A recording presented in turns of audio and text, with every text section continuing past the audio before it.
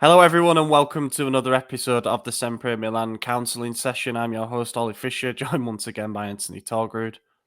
Hey guys, I'm very sleepy, but I'm here. Maddie's here as well. I am.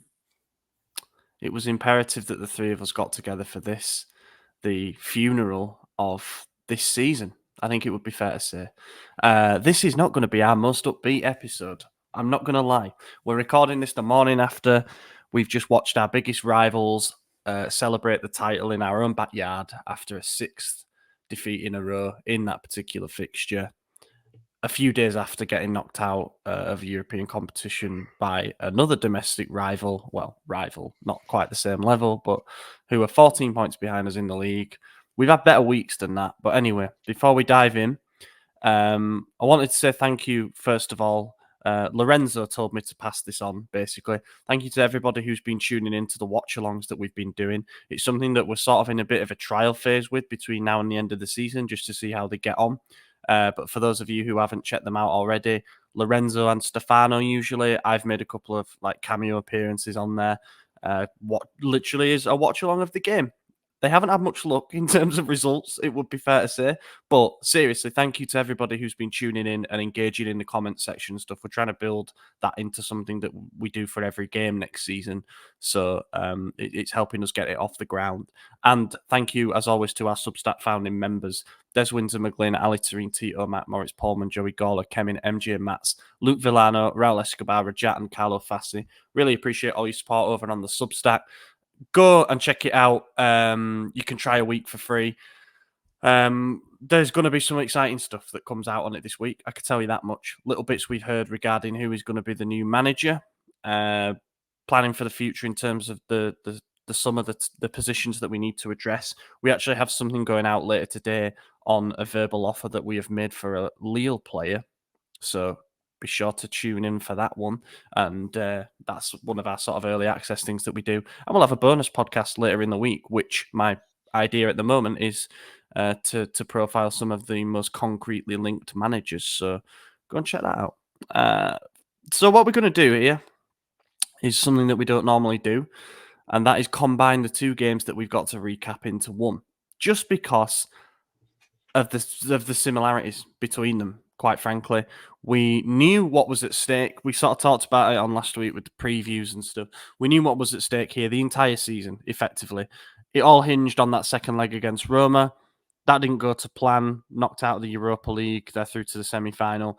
And then the only opportunity for us to potentially salvage a little crumb of comfort in this season finale was to beat Inter, not just to draw and postpone the celebrations. We needed to beat them to show that we had something to build on moving forward. Just a collective clusterfuck of disappointment. Does anybody want to go? Anyone want to fly off? Yeah, I mean, no. No. I just don't understand Pioli's decision making. Yeah, I think Like that's the main 4 one. weeks ago, he tries the front four with Liao, Chuck. Was it Okafor and Pioli or Pioli? Pulisic or It's Ruud and early, Pulisic? man. Pulisic and behind Giroud. That was the Lecce Yeah. game, yeah. Yeah. Worked phenomenal. Team looked great. He goes, this works. Let's find something that doesn't. Yeah. And then he switched back to the same old formation that he's been using that's been stale, that's been figured out for years now, and surprised it didn't work. And then he decides to make a change for the derby, and it's a very stupid change, you know. Liao up top when last season he said live on air on Paramount, I'm not a striker. I don't like playing striker. I'm uncomfortable down the middle. I prefer to be on the left always. What does Pioli's mastermind think of? Let's put the man in the position he hates most. Well, he doesn't have a Paramount Plus subscription, so he wouldn't have known that Liao said that. Fair enough. So, yeah, I'm like, I don't know. That's an odd choice. Musa is a right wing. I mean, that was just stupid. That was dumb. I think the problem is when that game changed, and I don't even want to act like we had a massive comeback or anything late on. Like you could look at the stat sheet and say we were better, but we weren't if you use your eyes. When we started to get better was when Pioli made all the changes late, and they were the changes that everyone on social media said start with. You know, there's no world where fans should have a better game plan than the manager. You know, the manager sees these guys every single day. We watch them on TV once a week. There's no reason the three of us or anyone on Twitter should come up with an idea better than Pioli for a game. You know, Yeah. the manager should always look at the fan suggestions on Twitter and say, silly, that's not what we're doing. This is what we're going to do, and here's why. And then it should work better.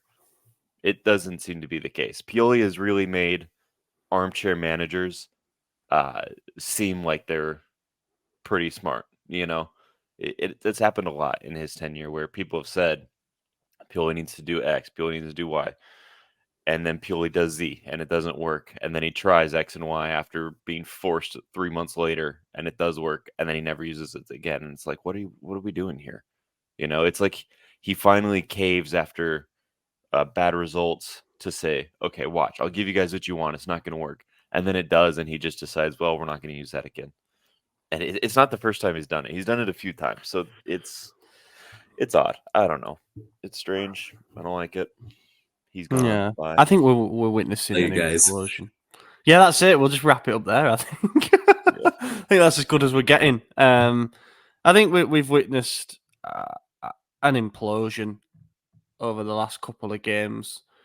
The first leg against Roma, we went into it in good form. We won 7 in a row across all competitions, and then we were shocked a little bit. But we weren't at the races. We missed chances, and also we're thinking we can't play that badly again in the second leg, and Roma can't execute a game plan like that again. Surely we'd find a way to break them down, break through them, and. Yeah, I don't know what it is. Like the 11 that he fielded against Roma, I wouldn't go so far as to say it was a disgrace or anything like that. I would say that I agreed with the vast majority of the team, barring the decision to bizarrely field Musa alongside Benacer in the double pivot.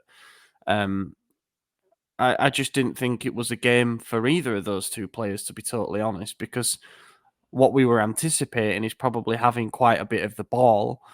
And having them sit deep. So we had to ask questions. We had to be efficient in possession. We had to have good passers on the ball who could dictate the tempo, which is basically Reinders exclusively. And instead, he went for two players who are erratic. Like they're the direct opposite of what you need on that occasion and in that particular game when you're chasing a first leg deficit. I just didn't understand that, and I think it was reflected in the massive gaping holes that Roman exploited in the opening 20 odd minutes. Like the tie was over after the first quarter of the game on the night. The goals were fucking shocking. Like such a ridiculously disorganized press that leads to the first one. Several players lose track of Gianluca Mancini, who scored the goal in the first leg. So you'd think maybe we should keep an eye on that guy. No. Shot from Pellegrini hits the post, bounces back. There are two men clearly between Mancini at the ball, and it's Benacer and Calabria, and they both just stand there and watch. You know, these are basics, man. These are basics, and Pioli is going to bear the brunt of a lot of what we talk about in this episode, no doubt, for all the tactical errors that he's made and the questionable lineup choices and waiting too long to change things, stuff like that. But fuck me, the players need to take some accountability as well. Like you stood ball watching, like it's a European quarterfinal second leg. You need to be the most attentive you've ever been. Like we cannot afford to give them even a sniff. And you stand a few minutes into the game and watch their centre back get to a loose ball ahead of you to poke it into a virtually empty net to double the task at hand, like to make it even harder to do. It's pathetic. It's amateur. It's embarrassing. It's all the things that you'd hope. You hope that the leaders would step up and Oh man, I don't even know. It makes me so angry. Genuinely, like those are things that you would be upset if you saw a kids team do. You know, you're always taught fight for the loose ball. Don't stand there and watch. And then the second goal, ball over the top. This has been targeted before. De Rossi said that he'd watch videos of how Inter beat us, and when they had Lukaku, they did this quite often. They managed to clear out a load of space, so Lukaku was one-on-one with the defender. In this case, Gabia, fuck. Lukaku steams into him. They go shoulder to shoulder. There's no foul either way. Gabia ends up on the floor. Lukaku ends up sort of on the floor, but manages to recover.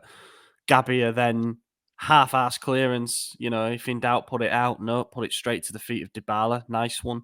And it's a great goal, that. You know, I think we've got one player on our team, maybe two. You know, Pulisic has had a couple from the other side that have been nice goals, but players of that technical level who were able to execute that shot at that moment through a crowd into the far corner. It was a lovely goal. Again, avoidable. There are moments where you can clear the danger, and we failed to do so.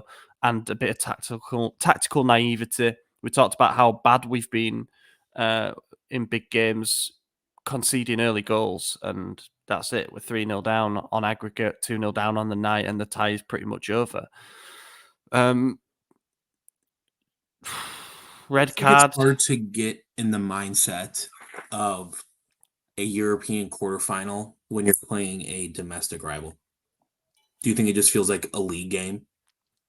I think it's like, I think it throws all that out the window. And the example that I would give is that nobody really, outside of us and our like echo chamber as Milan fans, nobody gave us a chance against that Napoli team last year. And yet over the two legs, we fully deserved to go through, you know. And then when we played Inter in the semis, it was kind of the battle. It was kind of the battle of the mid, like the two teams who failed to challenge Napoli for the title, and yet they steamed over us. So I almost think it's like a different thing entirely. You can look at the 14-point gap in the league and say that we should have beaten them over two legs, just as we've beaten them in the two league games this season. And I fully agree. And I think that that's what's going to cost Pioli his job more so than the Derby defeat, is the fact that we lost both legs of that tie. You know, that's unacceptable. But I do think that when you meet a team that you know well in Europe, especially when they've got a different manager on the, and they're on a bit of a hot streak themselves, it can just shuffle the deck a bit, and you don't know what's going to happen. It doesn't always go how you expect. Yeah, well, it has to be the Roma losses that cost him his job, because we know losing a derby hasn't cost him his job. He's lost more than any manager in history. So, I mean, when you've lost 10 derbies and 6 of them consecutively, man, you shouldn't even get the opportunity to lose 10 derbies, right? Like, that alone is a sackable offense. And the fact he's still here is crazy. You know, the one thing that I will give Maldini credit for before he left was he was looking for a replacement. You know, he was going to sack Pioli, and then he got fired himself. A lot of people disagree with it. I agreed with it at the time. I still agree with it. But I think Pioli should have gone with him. You know, I think Pioli found a way to get Maldini sacrificed instead of himself. I get it. You know, you got to save yourself first, but time's come. Now you're gone too, you know.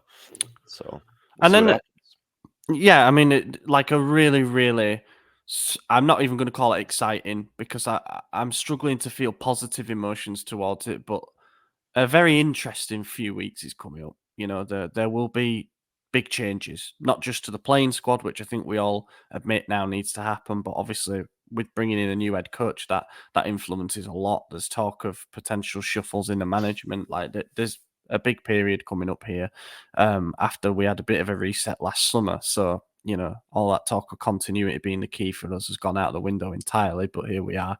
The red card for Roma, Selic got one for a bit of a stamp on Leao's heel. I think it's a red card. Yeah, I agree. Until you just mentioned right now, I forgot that we were even 10 men up. Forgot about that. So that's how bad we played against them, to have a 10-man advantage for an hour, and they got it early in the first half. Yeah, and we looked like we were dominated still, because our mastermind of a tactician decided, oh, they're down a man. Let's remove our entire midfield and give them their advantage back. Like, I don't know where he decided. It's because it worked one time, and it was his idea. Sub off all the midfielders and just throw on 8 strikers and just hope for the best. And it worked one time against Lecce. And he's like, okay, this is what we do now. And instead, you give a team that was physically dominating you, who now lost a man, you give them back their advantage by taking off all your midfielders, outnumbering yourself in the middle of the pitch, giving them an outlet to create and break through your lines that are now weaker than theirs somehow. So, yeah, no coaching manual is going to tell you to do that. Nowhere will it say you should make yourself weaker in one area when you need a goal. Like, I get it if it's 85th minute, sure, throw them all on there. You just need one goal, get a header, you know. I get that, but against a team that's physically dominated you, you now have the advantage. Just play. You have the advantage. It will come. You know, that's how it works. That's why it's an advantage. He didn't do that. Yeah. 3 changes he the made. red cards in the Inter game too. Let's talk about those, huh? Oh, Quite yeah. a few of them. Calabria is an idiot for what he did. It was after everything had died down. There was already I had to leave in the 88th minute to go get daycare pickup. So what happened? And then I just saw on my phone, red card. Also, what the fuck am I missing? Yeah, so there was Denzel Dumfries came on for Inter, and I think he fouled Leao. So then Teo just sprinted up from behind and shoved him to the ground. And then obviously both benches cleared out. There was a solid 45 seconds to a minute where Teo had 2 hands around Dumfries' neck and Dumfries had 2 hands around Teo's neck, and everyone was trying to separate them, but no one could. So that was funny. They both got red carded, and rightly so. Teo started that because the foul on Leao wasn't even that egregious. It was just a foul, you know. It was whatever. But It's the purpose and built up anger, you know. Exactly, yeah. But then things calmed down a little bit, and we actually started building back. I don't remember if we had scored our goal or not at that point, but we scored early in the 80th, I think. okay, yeah, it was like 80th or 81st or something like that. Yeah, so it was stoppage time. So you would think tempers had died down a little bit, but we're lining up for a corner. Calabria just throws an elbow right at who was it? Was it I can't remember who. Frattesi? I can't remember. I'm just I think it gonna was quickly Frattesi, look. but he just threw an elbow into the dude's face when we lined up for a corner. There was no tussling, there was no pushing. He just threw it. Dumb, straight red. It was a correct decision. Was Frattesi, yeah. Yeah, and Capitano sent out. You know, so funny that while Maddie went to go collect a child, we were watching 11 children on the fucking field. No, we were watching 9. Well, it became 9, yeah. Man, yeah, that's not it. That's just not it. When we ask for fight and we ask for the players to look like they give a shit, show a bit of passion, show a bit of emotion. Even you've seen Adley come off, he got subbed off as he was walking towards the bench. He boots a water cooler and smashes it to pieces, and everyone on the bench is like, "Whoa!" It's that ain't it. I'm afraid that's not it. I'm not. It does more nothing okay with that than getting red cards. Yeah, I agree with Madison. That's fine. Yeah, but it's still you're doing something when it's past the point of being able to positively impact anything to do with the game. I could not give a shit what happens once the game is lost, which it was at that point. There's time and a place to show it, to show that you care, and that's not it. You know, elbowing someone in the face inside the penalty box is not it. Getting into a scrap with the same guy for the fucking 4th derby in a row, pretending that, it's pathetic, man. And now, if you look at, because Tomori got booked, Teo and Calabria have been sent off, they're all out of the Juve game. So we've got no back line at all for that game. Yeah, that's what happens. Ciao, Gebbia, Florenzi, and Musa probably is right back. It's collective head. Where's Fululu? Is he still Dead. injured? Injured, Yeah, still he's injured. Yeah, not back. yeah, Oh, he got re-injured. I forgot. yeah, man. Yeah, it's just not it. It's just not Yeah, it's a what we horrible mean. look. Like again, supposed leaders in the team, and this is a theme that I've wanted to bring up again because again, Pioli will be the man on the front and back pages as the one who has failed everybody. And yeah, I think he deserves more than half of the blame. I won't put a percentage number on it, but yeah, I think he takes a substantial amount of the blame for the preparation and the execution of these games. You can't dispute that. You know, he's had 5 losses in a row against Inter to try and devise a plan that works, and yet again, the experiment failed. So he takes a lot of the blame. But my God, are we a spineless, gutless sack of fucking shit team? You know, consistently failing time after time in the big games and in the moments that matter. Since that Scudetto win, last year, horrendous title defence. We get to a Champions League semi-final on merit, beating the teams that are in front of us, but without having to cross a real superpower team in Europe. Then we get to the derby and we get walked over. That was 2 of 4 derbies that we lost in the second half of last season. One of them being a Coppa Italia and another one being a Super Coppa final. Embarrassing. Champions League group stages, we should have beaten Newcastle at home. We should have beaten Dortmund away. We didn't. We crashed out in the group stages of the competition. At least we got to the Europa League, where we then flopped against a domestic rival who we really should have beaten based on the league standings. Coppa Italia, you get beaten at home by Atalanta when that was a legitimate shot to go and win a trophy. Again, no real push for a league title because we had a bad run of games towards the end of last year. We also lost 5-1 in the derby earlier this year. Fucking jokers. Like, it goes beyond one man when it is repeated failures. It just does. Like, I saw stuff last night. I'm not just picking on him, but that's the video that's been doing the rounds. Leao walking. What I've seen people trying What to was that justify. filmed? In the 90th minute? I don't know. But in any minute, it's not acceptable to give up. No, It is but not acceptable. put this in your brain, okay? You guys get kicked out of the quarterfinal against a league rival after getting kicked out of the semifinal of the Champions League last year. You have lost your 6th straight game against your city rival. It's the 90th minute of the game. You're losing 2-1. Your coach is not setting you up for success. You are No, exhausted. it definitely wasn't when the score was 2-1. I think it was when the score was at 2-0. That's not an excuse because, I mean, if it's 2-1, then obviously you're going to fucking try, aren't you? Because it's a 1-goal game. But again, it's not just him because there were multiple players who were guilty of it. And yeah, it's an instilling mentality thing. Again, There's a leadership issue on the team. And it's not just leadership with Pioli, it's also leadership on the field. Totally Your agree. captain is quiet, and I've always been a proponent for him to be captain. Teo, who has been a leader in the past, has been quiet. Seems like since he had his child, which, like, I get, but like, you have a profession, you have a job. Like, if I stop doing my job, I get fired. Mignon, who has been a leader in the past, quiet. Benacer, who is the leader of the midfield, non-existent.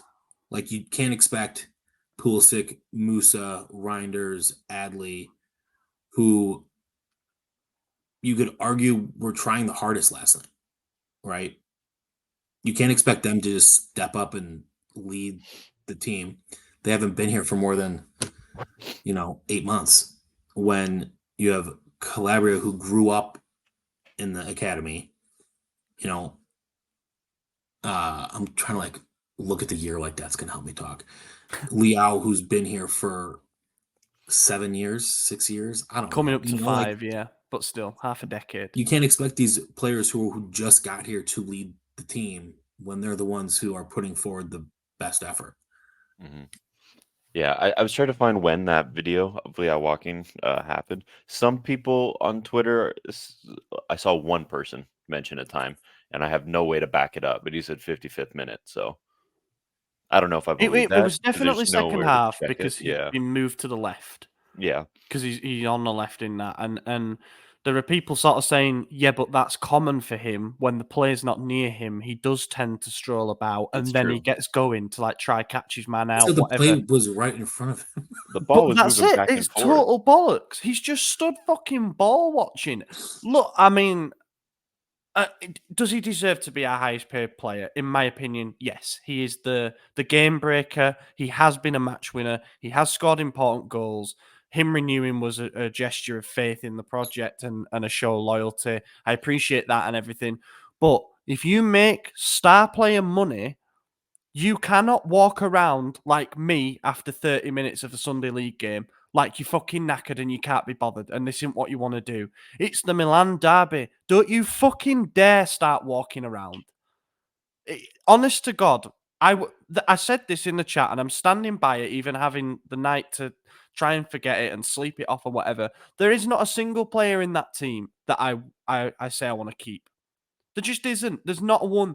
I'm not saying like sell Leao for 30 mil. Like if fair offers come in for any of them, I'd take it.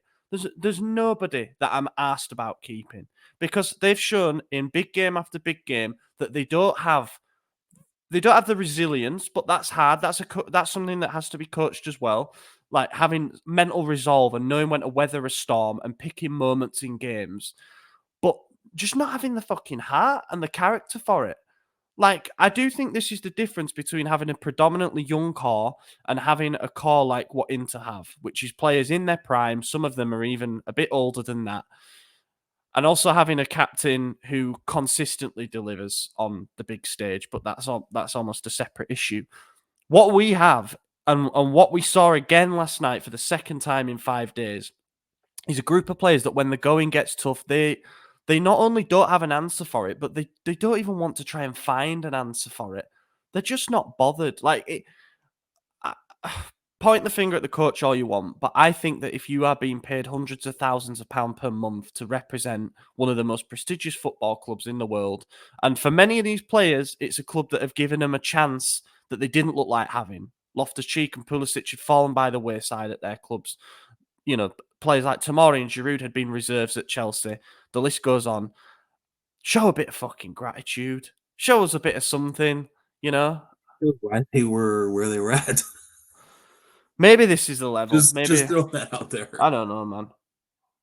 This is what happens when you buy reserve players. Like, people are going to oversimplify it and point it all at one man. And I just want to reiterate, I think a new coach could fix various obvious problems with this team, as would some new signings in the summer. That's where we're heading. That's what we need. We need fresh ideas. We need fresh blood. But I've always said time and time again, at least aspire to be the best team in the city, because then we got something that we can cling on to. But what we saw last night, we didn't even need to beat them to stop them celebrating. We just needed to make sure we didn't get beat. Yeah, we all predicted rather sort of self-deprecatingly that we'd lose because they've had our number and stuff like that. I don't think Inter were particularly brilliant, to be honest, but they didn't fucking need to be, did they? Way worse. They didn't need to be because, again, an early goal in a derby, but it's just a near post flick on and a Cherby stood on his own 6 yards of space to head in. Like, how many more goals from set pieces are we going to concede like that? Probably a few more. Second goal, Thuram. What happened in the first derby? We showed him inside, off the left, onto his right foot, and he scored. What did we do this time? Exact same fucking thing. He found a different corner this time. Maignan was totally wrong-footed on that. I don't know what happened there, but again, same thing. You allow him the space to do damage there, he will do damage. 2-0 down, game over. We knew we weren't coming back from that. You good? Yeah. I think that's it. Yeah, I I do don't have a agree whole lot to add. that the players need to take responsibility, but I'm also a firm believer that when your leader lacks leadership, it is going to directly reflect on the players. Yeah, 100%. And, you know, a And that lot is of what we're those saying. attitude problems would change under some other managers. You know, you're not going to We see. think this is also Well, a different generation of player. sure, That but like I just the don't new think you're going to generation of the see. workforce is lazy as fuck, right? I mean, I They don't just think you're run gonna see everything. the walking around from Leao under a more strict manager. Like, for example, a Conte, someone who will rip into his players publicly. You're not gonna see that shit from them. They're gonna get benched. They're gonna be sold. They're gonna, whatever it's gonna be. You're not gonna see that from them. Some other managers, you get away with it. Pioli's one of them, apparently. Um, Now, that doesn't mean everything's going to be fixed overnight with a strict guy, but you do get that leader in there. You get that motivator. Zlatan just being on the team changed that because the players played worse than we've seen the last few weeks before Zlatan was here under Pioli. You know, it was granted he came in after Jim Paulo destroyed the team, so he had to rebuild a lot from negative. But you saw that. You saw even under Gattuso, the players played for him. They played for the shirt. You never saw laziness. You never saw disrespect on the pitch. You may not have seen good results because he wasn't a good manager, but you never saw players acting like they didn't give a shit, walking around on the pitch. You see that now under Pioli because Pioli's not that guy. He's just not gonna. He doesn't motivate. I think he can motivate and he has before, but overall, the players know He's been done for a while. it's. I said it a long time ago, and everyone agreed too. It's not like this was just me, but last January when we lost all those games, the players were done. You saw Teo giving up and basically letting in goals almost intentionally because they wanted Pioli out. Like you saw that shit, and he stayed. I don't think that's true, by the way. No, I mean the No, I mean, Sassuolo yeah, game, he was embarrassing. He did that's the stop one I'm chasing referring to. Berardi, yeah. Yeah, Yeah.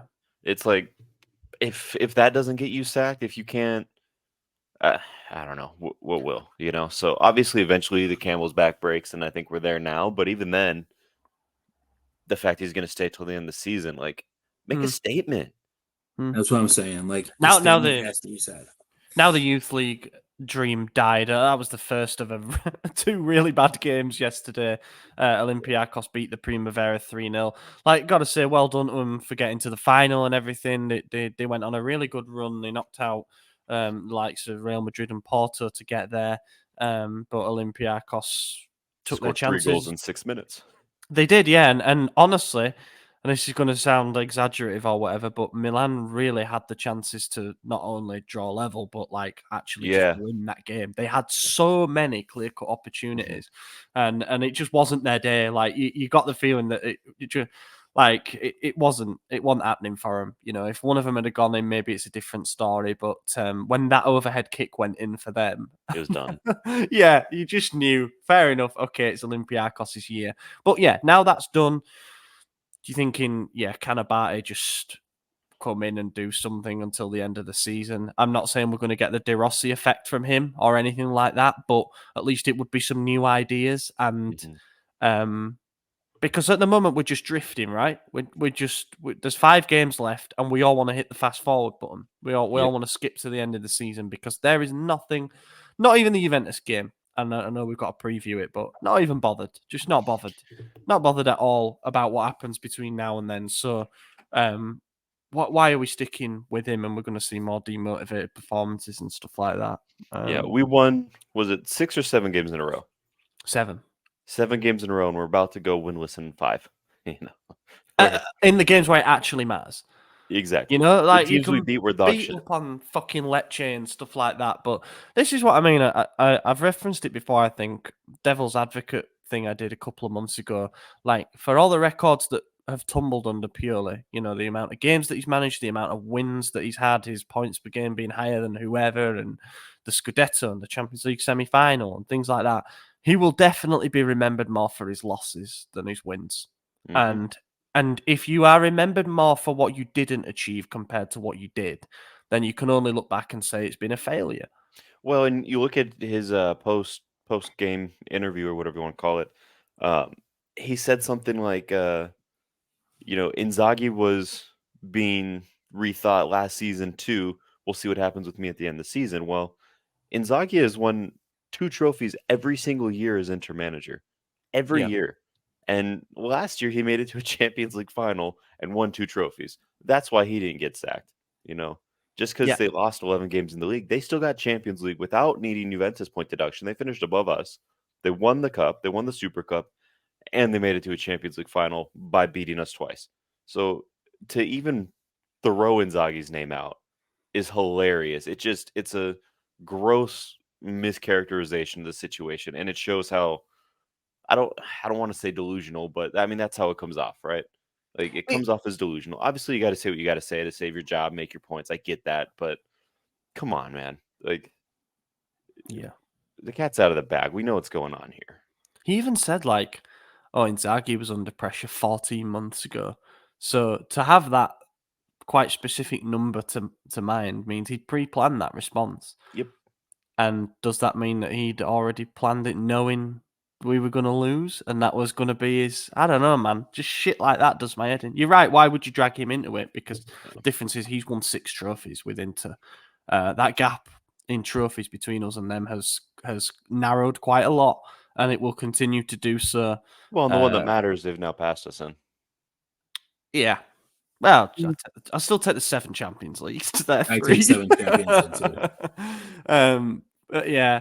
What was the Curva Sud banner last night? It was quite funny. It was something like losing finals and stealing titles, you've become everything that you hate. And it was like a black and white thing saying that Inter have become like Juve. Well, I mean, they brought in all of Juve's people.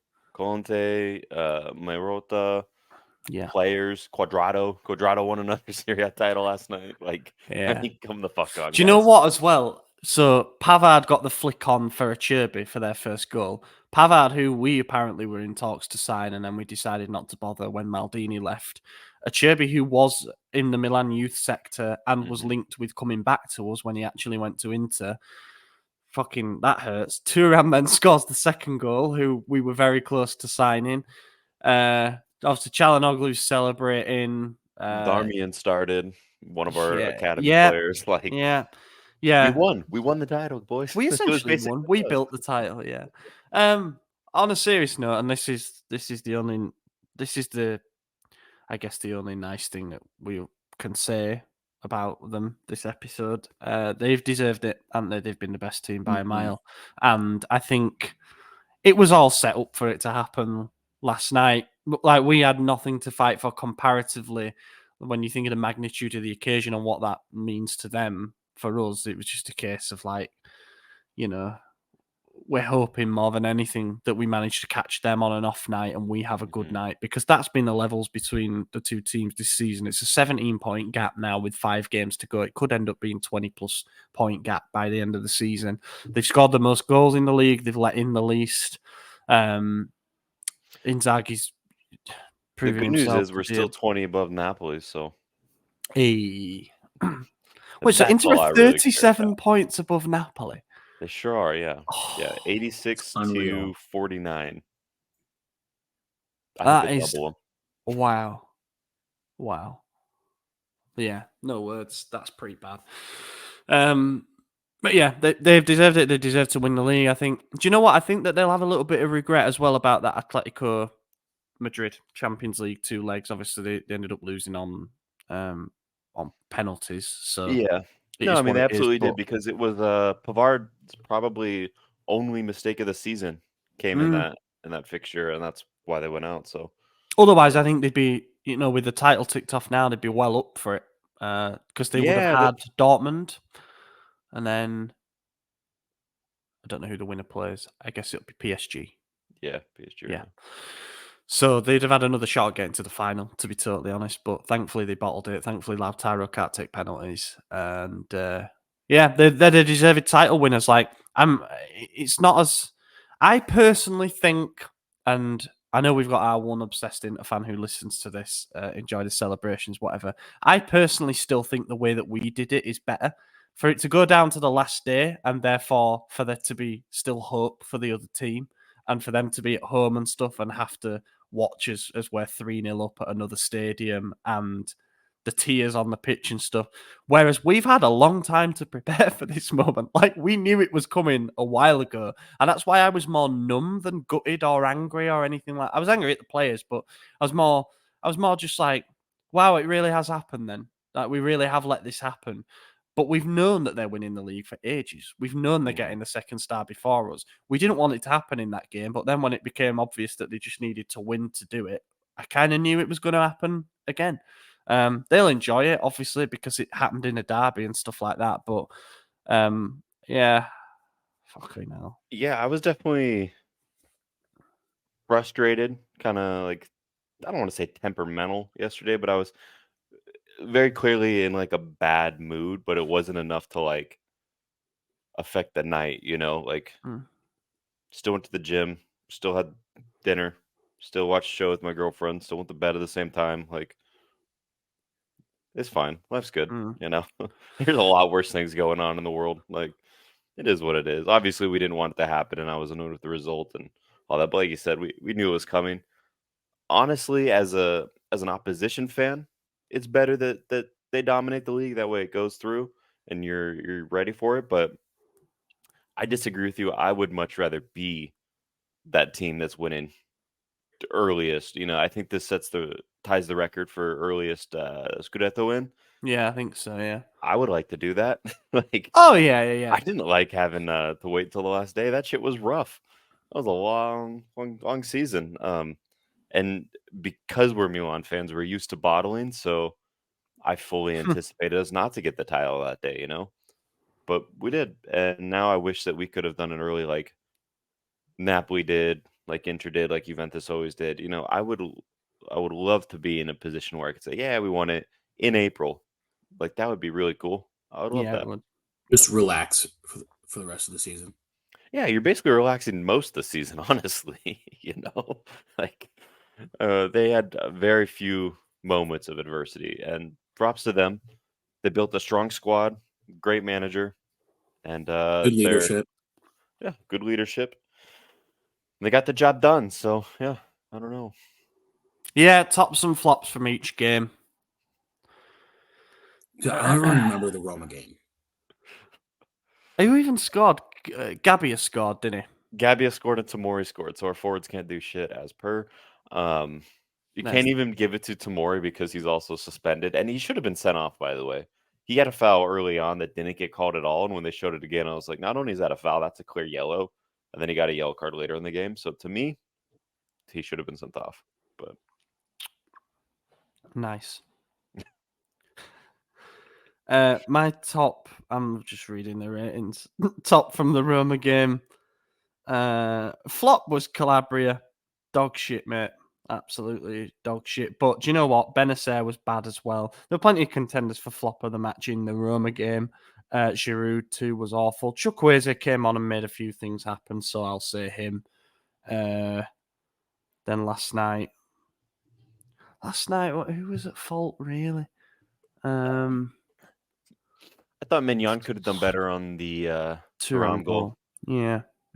It sure be goal. I mean, the marking that was Calabria and Benacer, I believe. Yeah. Leao could have done better. He had a chance early on. If he puts that away, it's a whole different game. Yeah, it feels like we do. There's a lot of these derbies that have been like copy paste jobs where we can concede early, we're chasing the game, we miss a couple of opportunities, and then they take the next one that comes, and it's like, well, we're fucked because we're not coming back from 2 goals down. It does feel like there's a pattern with every single derby, no matter what we do, no matter. I guess like yesterday, I didn't massively disagree with his decision to change and not play Giroud up front, but then to cycle everybody around, so Musa was on the right. They were actually actively letting Musa get on the ball because they knew he couldn't deliver it with any He was quality. wide open the Yeah, entire game because there's no threat. just walk straight into the trap. I agree. I've been wanting Giroud benched for months. This is not what I meant. Like, I wanted Leao still on the left. I wanted Okafor up top. I wanted Chukwueze on the right. I wanted Pulisic down the middle. Like, put Loftus-Cheek next to Reinders in double pivot. If you want physicality, move him back. He's not a striker. He's not an attacking mid. He's just been put there. So move him back or switch formations. Like, what are we fucking doing with this? Go to a 4-4-2. Like, do something as he else. keeps doing in game for whatever reason. Yeah, exactly. He's making it worse because he's yanking the midfielders in general, so it's becoming a 4-1-5. Like, it's ridiculous. The 505 is real. Yeah, for real. Right, let's quickly preview the Juventus game. Yeah. Loss. Yeah, could be. I said last week that there was a real chance that we could end up below them again after this game, thinking we'd lose to Inter, they'd beat Cagliari, and then we'd lose this game and we'd be below them. However, they dropped points against Cagliari, so it's not possible. We're still 5 ahead of them, and we don't have a defence for this game. What did you say? It'd be Florenzi on the left. It's going to be Gabbia and Chow, yeah. and Musa right back, most likely. I'd play Terracciano. Let's see what we've got with him. Let's not play Musa out wide again. Let's please not do that. It doesn't make any sense. You know, Yet the poor again, guy. I've forgotten Terracciano. Well, the kid from Real Madrid. Alex Also, Jimenez. He'd be great. He's injured until the end of the season. On brand, though. Now the Primavera are out of the youth league as well. Maybe we see Simic. It'd be nice to see him be in and around. Who else we got? Bakune maybe could come in and play fullback since Jimenez is injured. Don't know. Maybe like now is the time to start trying some of these guys out. Fuck all to play for. No, none of them are going to will play. stick with his lineup. Yeah. Giroud will stay up top for 90 minutes, and nothing will change. Giroud getting 90 against Roma was fucking crazy. That made no sense to me. Like, the dude was a ghost, and every time he touches the ball, it's a counterattack for the other team. You know, some of them every flicks, man, Yeah. horrendous. Do we really think that we're going to lose this one? Because Juve are in a really dire place themselves at the moment. Yeah, Juve suck, man. But I do think we're going to lose. I think we're going to, at the very least, we're dropping points. Is this home or away? Away. Yeah, we're definitely going to win then. Okay. I mean, we can't really take too much from the game earlier in the season. Empty, man. There's no one there. What's that? It's a joke. Okay. Cut out. We didn't hear it. So. Yeah, it went choppy. Dude, my internet's been horrible this morning. Like the team. Game earlier in the season, we lost 1-0 and there was a red card in the first half, which was, you can't take too much from the game, really. It was a shit show from that point on. They won with a lucky Locatelli deflected shot. And I think we've got the attacking options to cause them problems. I worry about the defence. There's absolutely no chance that we're keeping a clean sheet anyway, let alone with, 3 of the starting back 4 going to be missing for this one. Don't know. I think we lose 2-1. Yeah. I think we're going to win 2-0. If we keep a clean sheet, right, with that'd be hilarious. A completely patched together lineup, it would be quite funny. It would be quite funny. Yeah, I just think the players are done. The coach is done. The season's done. I don't think anyone's going to care. We can't drop behind them. I mean, let me pull up the table. Yeah, so we can't fall behind Juventus this game. It would be 2 more games. Who do we play after Juventus? Genoa. We'll probably beat Genoa. We'll probably beat Cagliari. Torino's a draw. We'll beat Salernitana. So we're that's where I think it's going to be. Do you know what? Like, I'm sorry because I feel like we have to deliver a product with this podcast. But I just can't bring myself to act enthusiastic about anything else that happens this season. I just can't. Like, fast forward. Well, let's talk about the new manager when they're here. Let's talk about the signings that we're going to make. And I know that's maybe some would say fickle, and I know we've still got a job to do hanging on to second place, which would be something, I suppose.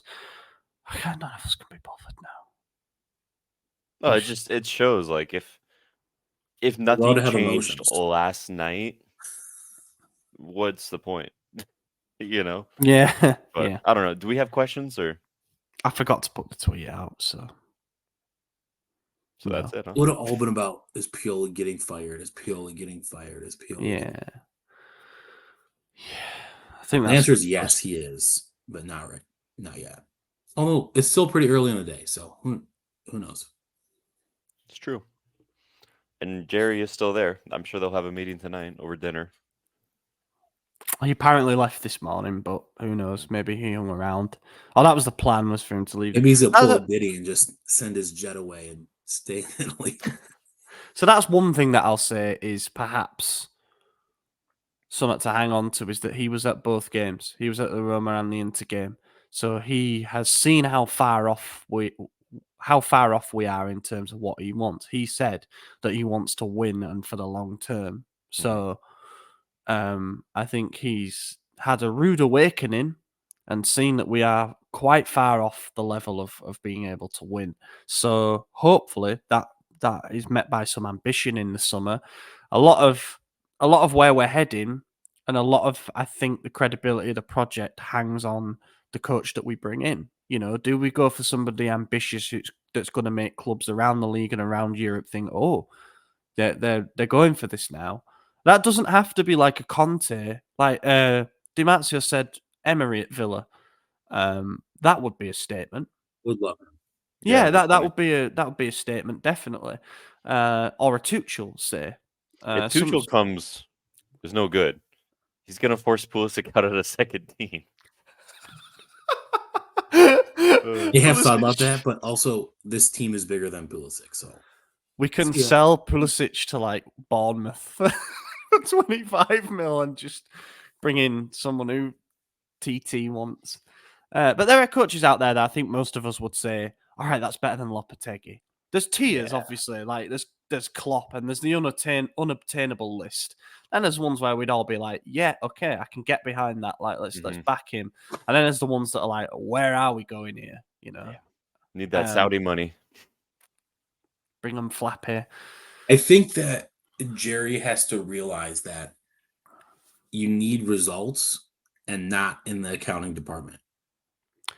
Well said. Yeah, somebody tweeted something last night. I can't remember who it was. It was something along the lines of like, that was our fearless TikTok guy, Martino.